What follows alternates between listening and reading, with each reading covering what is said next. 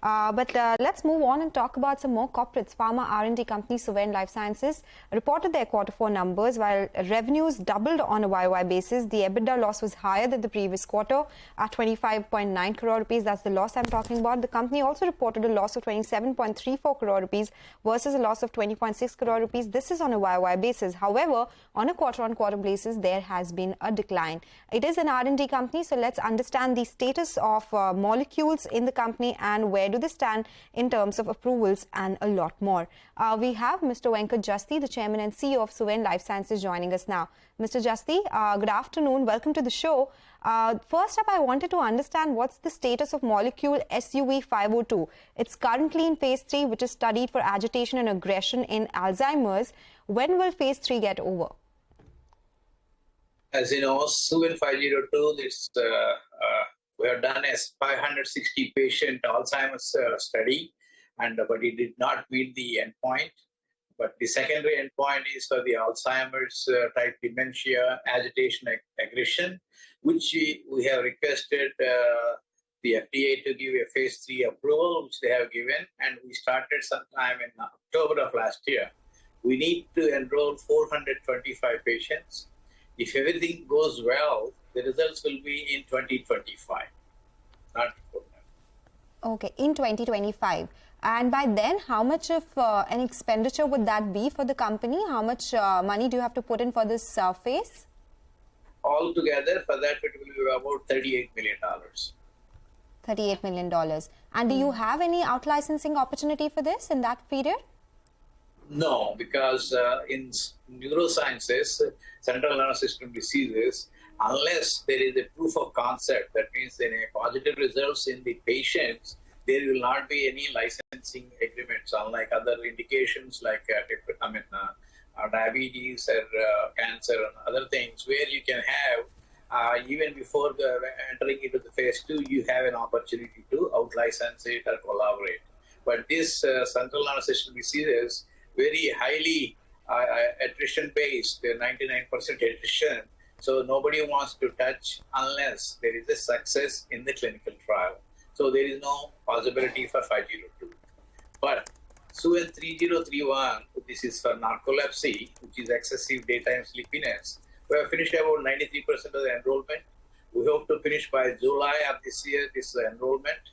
After that, the results will be in the December time frame. And if there is a successful, there is an opportunity for us to out-license or collaborate with somebody during calendar 2024. Okay. Sir, the promoters are selling about 50% stake to Advent. You'll be raising 6,300 crore. Will they be committing any money to Suven Life?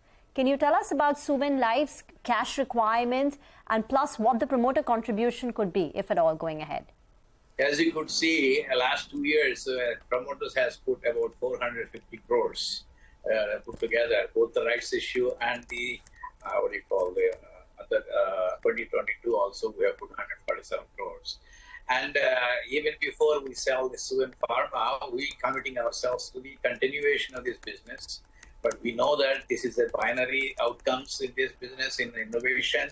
But we have a lot of projects in the pipeline which we need to continue to fund this one. As of now, we have about more than 300 crores in cash, which will suffice for the next 2 years.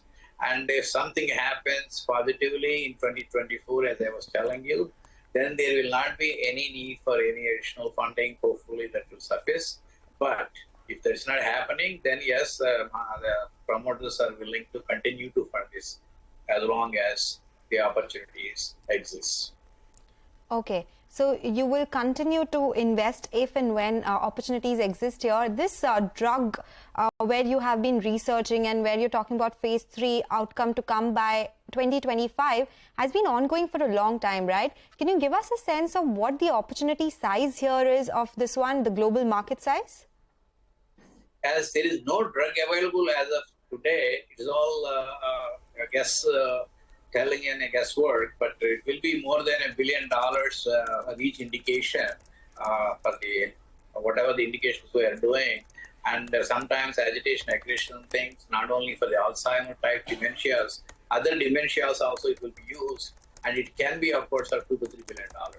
But as you know, as of there is no drug available as of today, it's very difficult to tell and benchmark against what are the likely scenario.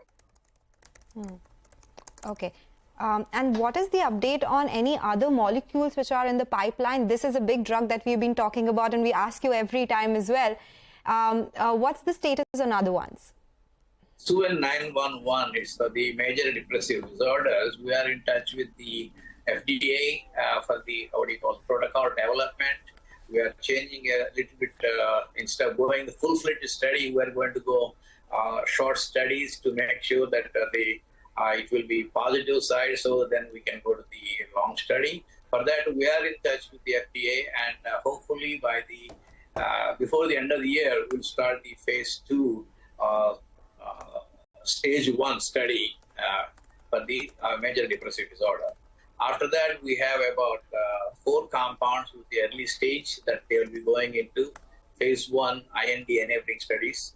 And things are moving well, but at the same time, it's a long drawn process, and it is not a guaranteed stuff. It's a binary outcomes all the time, and you will not be knowing the outcome until because these are all the double-blind studies.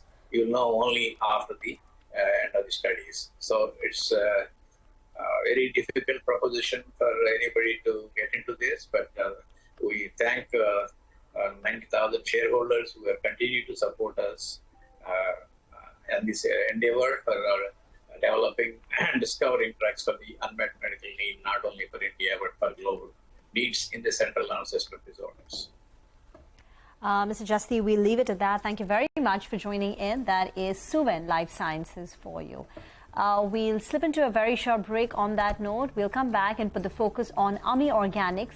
It's our mid-cap spotlight stock.